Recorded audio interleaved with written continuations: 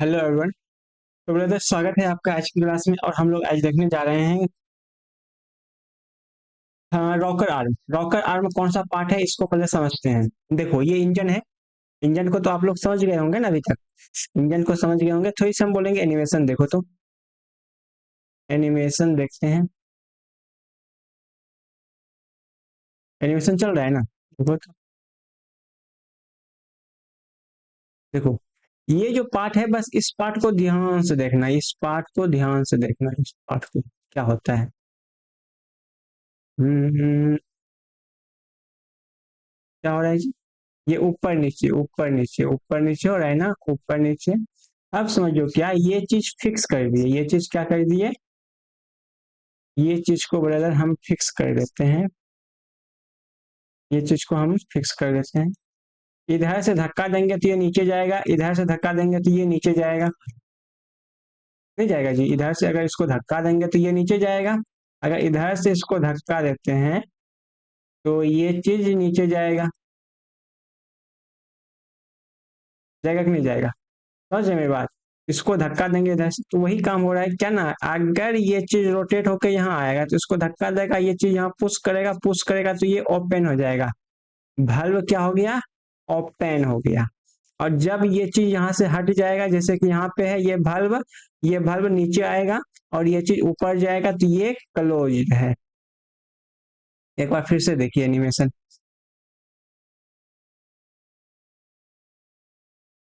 देखिए, valve का ऊपर नीचे यहाँ पे पूरा चीजें आप ध्यान से देखेंगे। कंप्लीट मैकेनिज्म को आप समझेंगे, कुछ देर टाइम लगा के तो आपको समझ आएगा। कुछ देर आप थोड़ा फोकस कीजिए,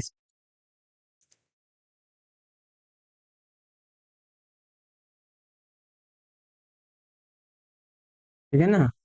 कुछ देर फोकस कीजिए, नहीं आता है समझ में, इसको देखिए, ये वाला को।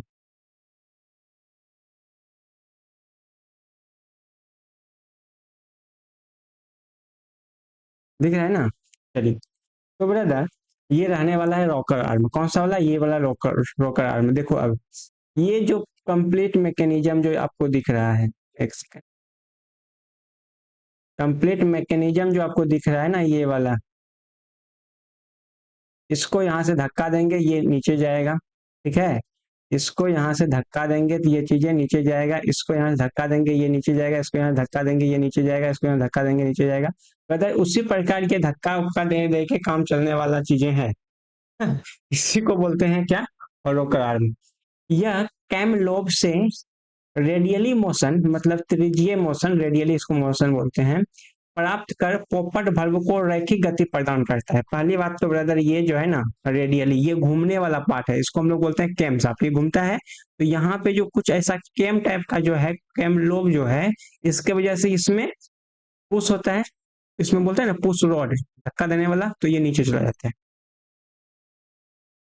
और ये पोपट valve, जो valve है उसको ओपन करने में, उसको रैखिक, कभी बंद करेगा कभी ओपन करेगा, कभी बंद कभी ओपन करने के काम में आता है।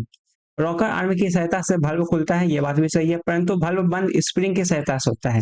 देखो ये अब यहाँ, अब जब यहाँ से गौर करोगे ना, तो ये स्प्रिंग मामला क्या है ना, स्प्रिंग स्प्रिंग लगा हुआ है, ये हमेशा इसको दबाव देगा। देगा ना जी दबाव, हमेशा इसको दबाव देगा। दबाव देने से क्या होगा, या तो इसको दबाव देगा या तो इसको ऊपर धक्का दे करके रखेगा, तो ये हमेशा ये नीचे रहेगा। जब तक इसको नीचे से धक्का मिलेगा तब ये जाके पुश होगा नीचे। फिर से समझिए एक बार। देखो स्प्रिंग है ये क्या है? स्प्रिंग है। इसको इधर से खींचोगे तो ये वापस सिकुड़ना चाहेगा, सिकुड़ना चाहेगा, बिल्कुल सिकुड़ना चाहेगा। और ब्रदर, जब यहाँ पे स्प्रिंग लगा हुआ है, ये स्प्रिंग इधर से धक्का देंगे तो ये ऊपर की ओर धक्का देगा, देगा ना जी। लेकिन फिर भी अगर हम कुछ भी नहीं करेंगे, यहाँ से स्प्रिंग लगा देंगे तो ये ऊपर की ओर धक्का दे करके रखेगा, जब तक कि हम ऊपर की ओर पुश नहीं कर दें। ये ऊपर की ओर पुश करेंगे तभी ये नीचे आएगा, तभी ये नीचे आएगा। तो यही सब मामला है, इसको आप देख लेना।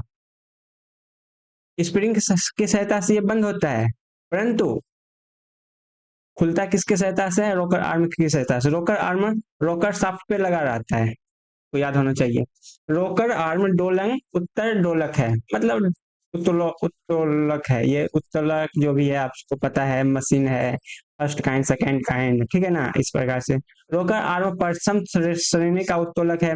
रॉकर आर्म क्रैंक शाफ्ट की सहायता से चलता है, ये आप बात आपको पता होना चाहिए, क्योंकि ब्रदर अभी जो आप क्रैंक शाफ्ट की जो हम लोग बातें किए ना, इसी के वजह से टाइम लगा हुआ जो था, इसी के वजह से धक्का लग रहा था पुश रॉड में, किसमें, पुश रॉड में, और पुश रॉड से मैकेनिज्म की वजह से हो गया कम।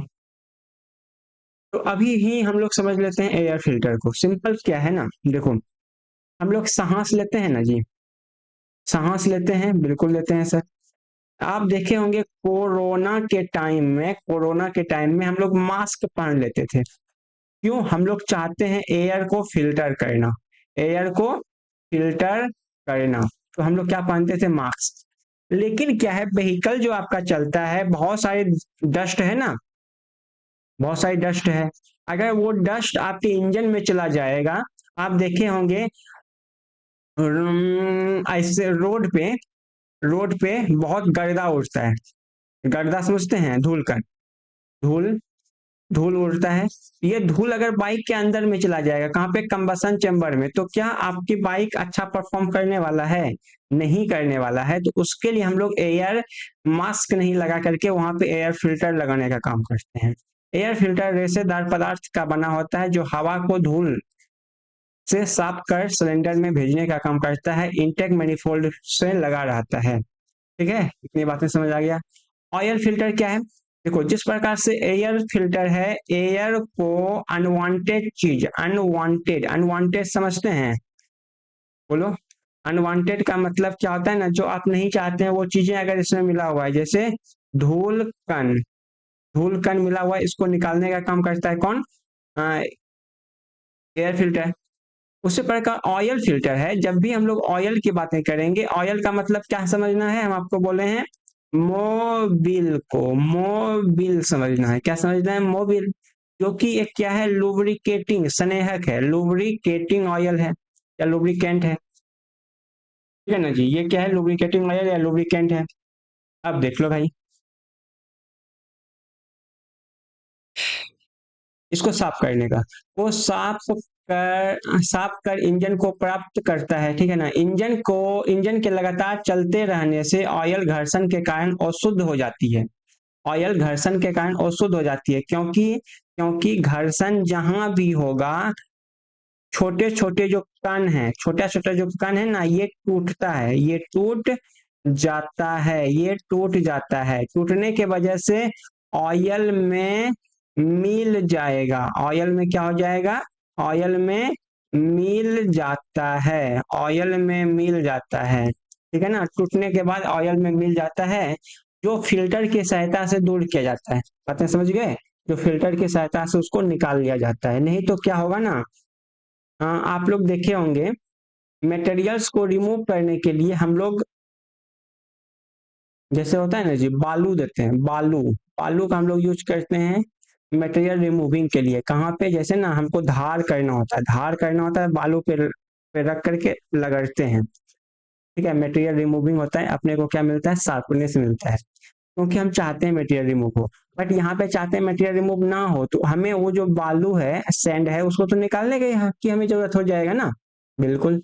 फ्यूल फिल्टर के बारे में समझते हैं। फ्यूल फ्यूल को साफ करने का काम करता है। फ्यूल फिल्टर फ्यूल पंप को पहले लगा मिलता है, फ्यूल फिल्टर फ्यूल पंप के पहले लगा मिलता है, ठीक है ना। फ्यूल फिल्टर फ्यूल पंप में जाने से पहले फ्यूल फिल्टर लगा मिलता है। ये कौन सा वाला, ये किसको क्या शुद्ध करने का काम करता है, पेट्रोल को या तो डीजल को, पेट्रोल या डीजल को ये पहले फिल्टर करके साफ कर देगा, फिल्टर करके साफ कर देगा। साफ करने के बाद ये चीजें कहाँ चला जाएगा, फ्यूल पंप में।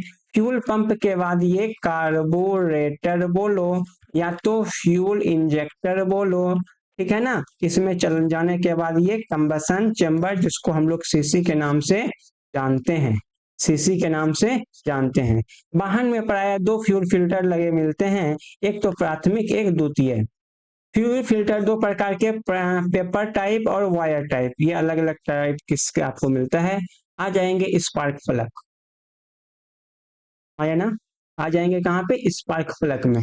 स्पार्क प्लग की जो क्लासेस चाहेंगे कि में इसको कवर किया जाए। अभी की जो बातें हैं यहाँ पे ही हम लोग रुकते हैं, मिलते हैं अगली क्लास में।